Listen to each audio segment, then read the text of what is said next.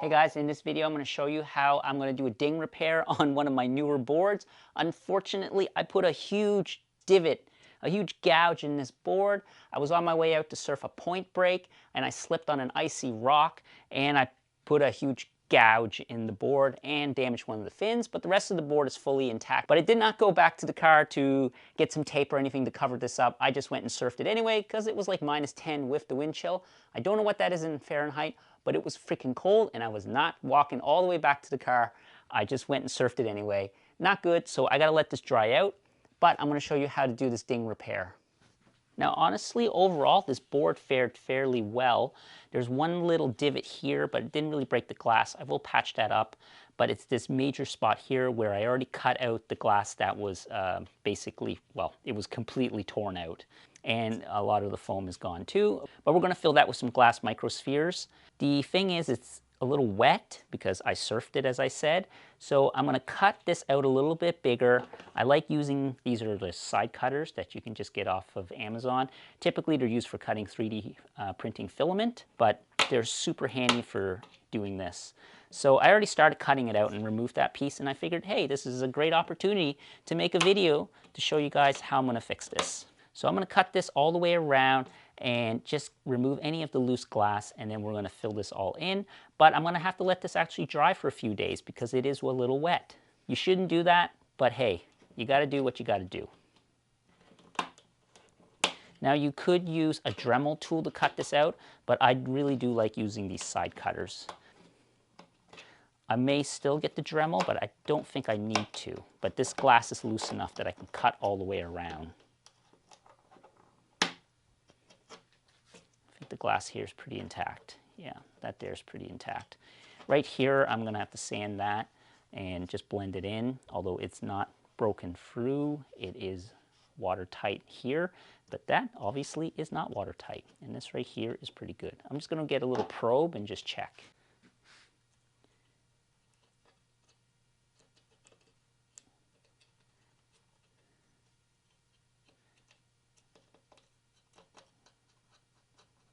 Definitely more to cut out there.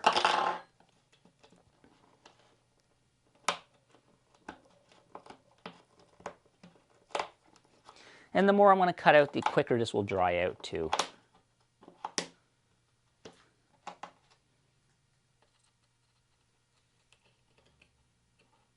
Basically, this all in here seems pretty intact. What I'm going to do is I will sand this a little bit, and then I'm going to fill this and blend that in and then put new glass on it, and it'll be good as new. It won't look perfect, but it'll definitely be watertight and very strong. Had this been a poly board instead of an epoxy board, there's 6 ounce on the bottom here, I have no doubt the damage would be so much worse because I landed on this board with all my weight. All right, I'm going to take my Dremel and I'm just going to bevel all around.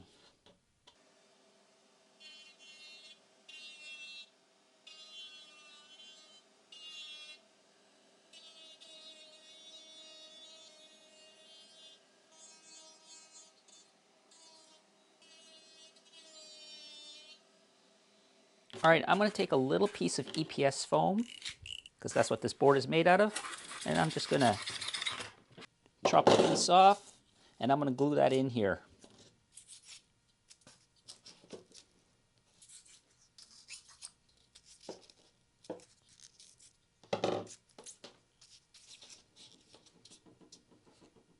I'm going to use some white Gorilla Glue to glue this piece of EPS foam into the board.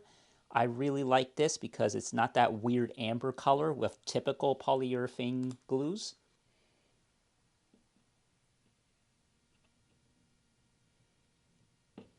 I'm just going to give this a quick spritz of water to activate it. It needs a little humidity for it to work well. And I'm just going to glue this in for now, put a little weight on it.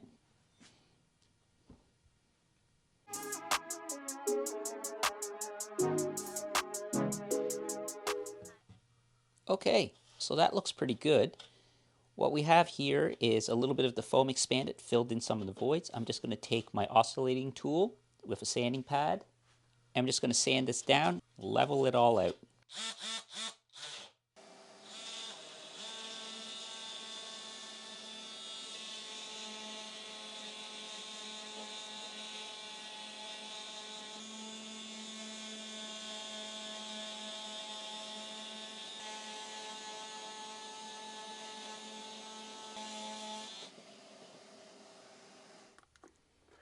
All right, what I'm going to do next is mix up some epoxy. I like using these little syringes to dispense epoxy. I have some in jars right now because I had some left over. Normally they come in big jugs, but anyways, you can use your epoxy of choice, but try to get something that's clear and has some UV protection. Now you can dispense it by volume using these because there's like each one of these is a milliliter, and then you can just use the corresponding amounts for your epoxy. And we're using epoxy because this is an EPS board.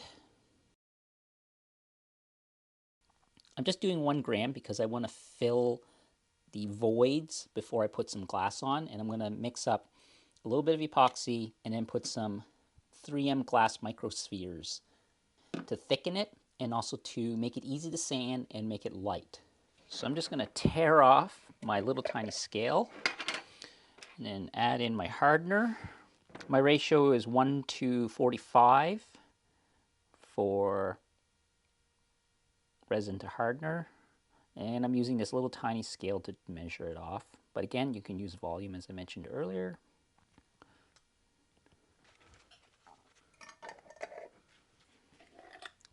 What these are here are glass microspheres. They're really cool to play with, although don't breathe them in. Usually if you're working with a big amount of this, wear a mask because these are little glass beads and they become airborne. Or little glass spheres, I should say. And see how they kind of flow really easy? It's really cool. So I'm going to add a little bit in with my mixture here. I'm going to mix up my epoxy with the spheres. And I'm going to make a thick paste. I don't want it too runny. And what this does is it makes it a lightweight filler and easy to sand. We got a little paste here. Let's take it over to the board. Now I'm going to take my epoxy microsphere paste and I'm just going to use it to fill in the voids. I'm not going to worry about getting it onto the board because I got to put a fiberglass patch over this anyway and then blend it all in. I'm just going to take a plastic spreader, just spread this out nice and even.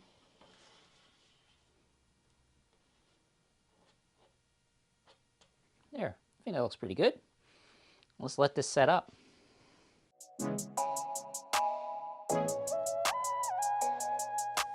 All right, I'm going to wipe this down with some acetone because there could be wax or oils and stuff. And I don't want to be, I'm going to give this a quick sanding and I don't want to sand that into the finish because that will cause adhesion issues later.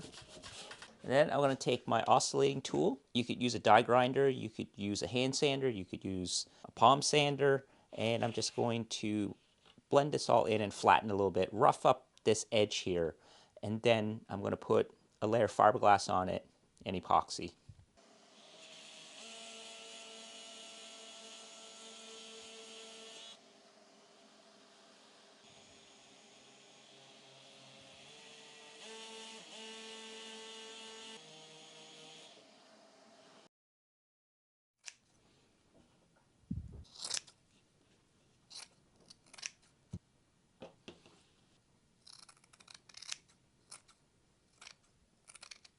So I'm just going to put 2 layers of glass on this just to patch this up since it is on the rail. And then I'm going to have a piece that overlaps.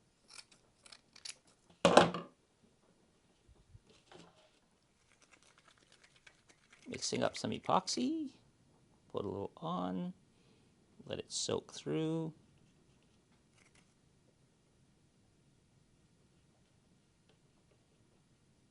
Use my little spreader.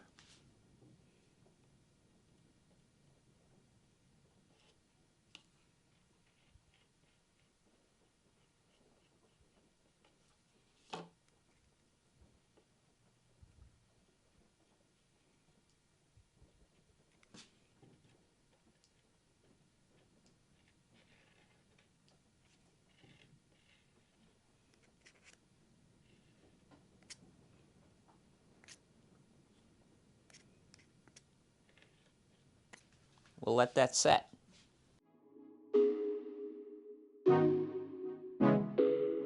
All right, now that this is set up, I'm going to take my oscillating tool, and I'm just going to feather in around the edge.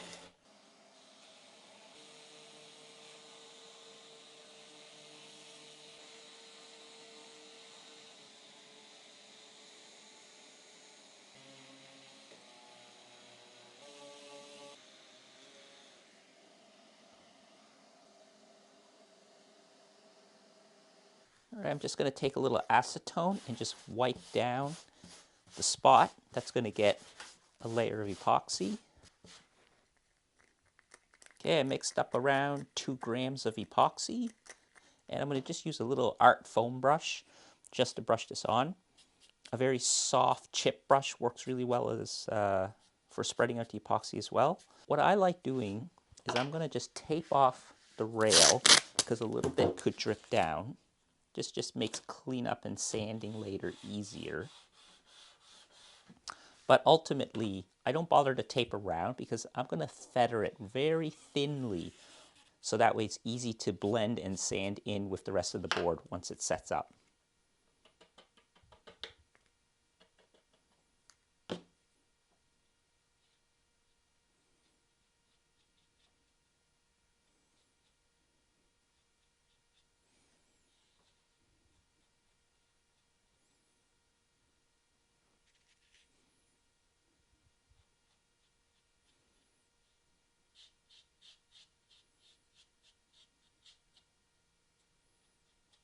That looks pretty good.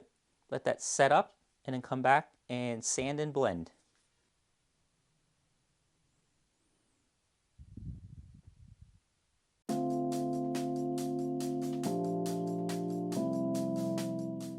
All right, the seal coat came out really well.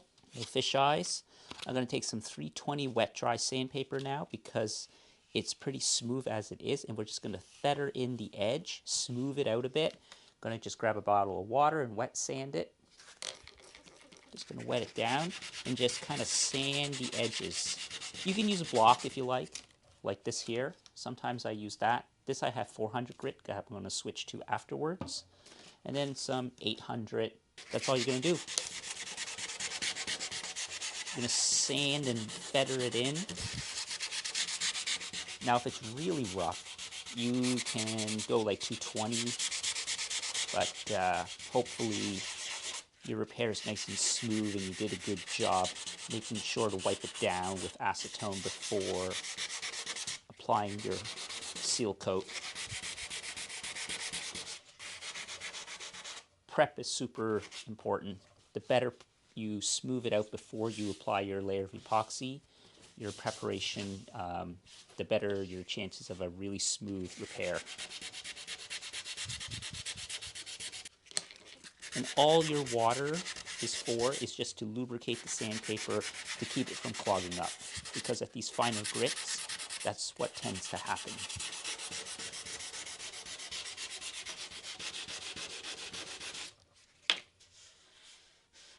Now you might not be able to see the edge because it's wet, but you'll be able to feel it. So I'm just testing just to see where I need to work on a bit more. Obviously down on the rail, right around here.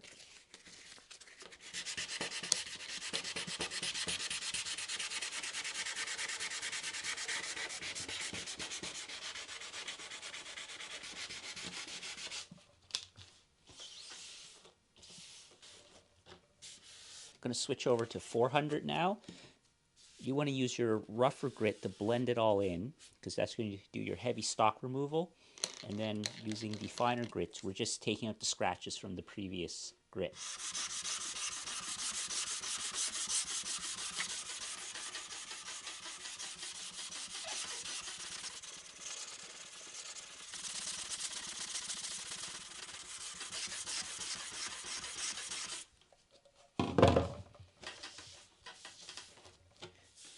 It didn't take long to do the 400, and now I'm just going to switch to this.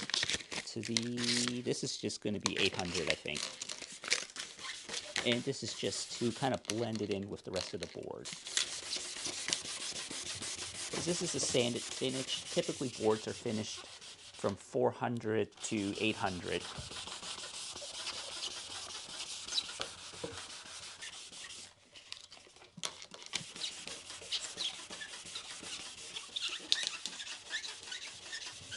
color match could have been better if it was just EPS foam and not the microsphere filler, since it's an off-white. Hey, but I'm pretty happy with this. All right, so there we go. There is the patch job. Looks really good. Nice and smooth. It didn't blend perfectly, but it looks really good. It's hard to get a color match even on white, especially a big hole like this. But overall, it's watertight, smooth, and ready for the water.